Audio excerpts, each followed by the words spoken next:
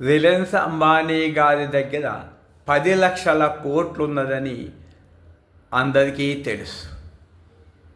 వారికి తెలుసు నిజమెంత. అట్లాగే నా దగ్గర 10 లక్షల రూపాయలు ఉన్నాయి.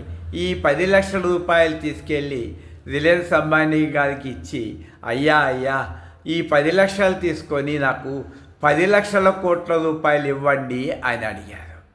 ఎవరైనా ఇస్తారా? ఇవ్వరు.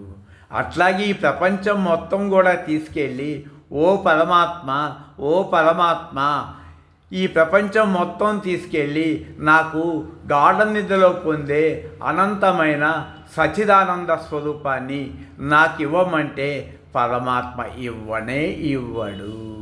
అంటే రిలయన్స్ అంబానీ గారికి 10 లక్షల కోట్లు ఎంత విలువైనయో, 10 లక్షల రూపాయలు ఎంత విలువ తక్కువదో పరమాత్మ దృష్టిలో ఈ ప్రపంచము 10 లక్షల లాంటిది. తన విలువ 10 లక్షల కోట్ల లాంటిది. ఇప్పుడు నా విలువ ఎంత? పరమాత్మ. ఈ ప్రపంచం అంతా నాకు ఒక పైసా విలువ కూడా చేయదు. అందుకనే ప్రతి మనిషి గాఢ నిద్రలో పొందేటప్పుడు అనంతమైన ఆనందాన్ని పొందుతున్నాడు. ఒక్క ఆలోచన కూడా లేదు, సింగిల్ థాట్. ఎంత ఆనందమో చూసుకోండి.